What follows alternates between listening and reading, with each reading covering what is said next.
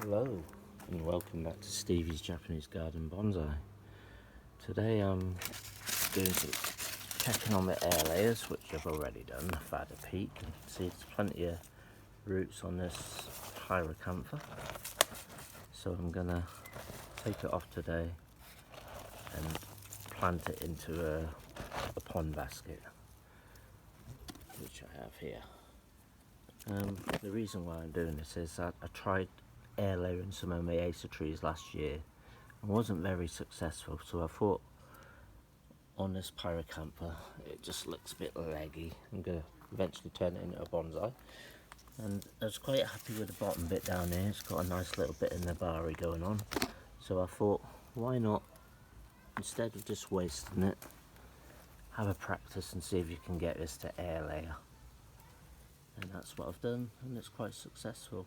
And I think my acers are a bit more successful this year, but I'll do a video on that shortly. Okay, so I'm going to take this off now. So let's me take the bag off so far. Very happy with how it's rooted. Just an experiment really, just to see how good it would root.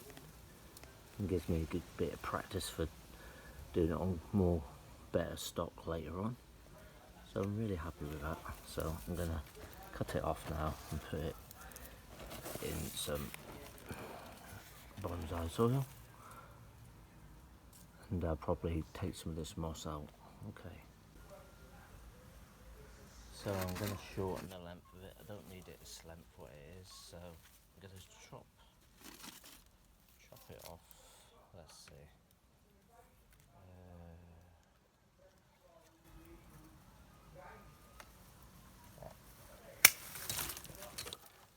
That's a load off that.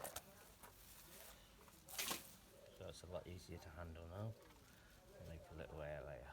Make a little bonsai. So now I'm going to carry on and gently tease the moss out,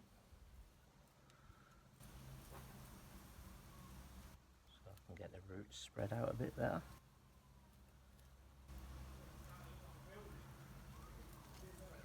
So I'll get back to you once I've pulled all this out. So that's me got all the moss out now, as you can see. And I've just wet the roots, keep them moist. Now what I'm going to do is put it upside down and get rid of a load of this, cut all this back.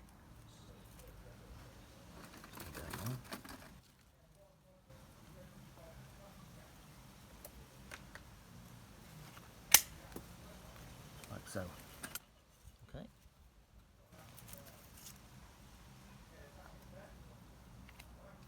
Saved the moss what was around it, so I'm going to leave that to help it to get more roots. I'm gonna put it in with my bonsai mix. So here's the bonsai mix. It's just a mixture of perlite, molar clay and compost. So I'm mixing in sphagnum moss in with it as well.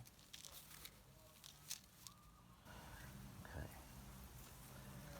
So I'll get that mixed up and then be back.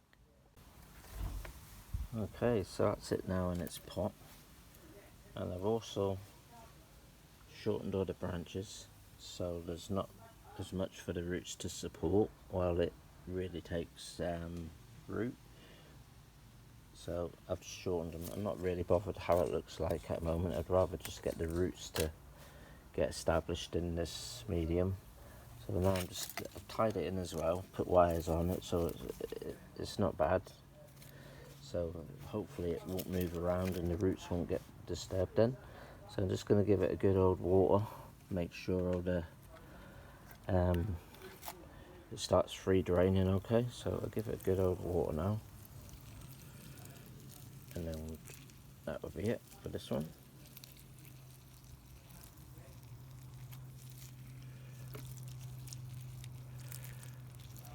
So I'll give it a real good soak because it's got some compost in it as well. Normally it just drains straight out. It's starting to drain here, so I'll get some more water.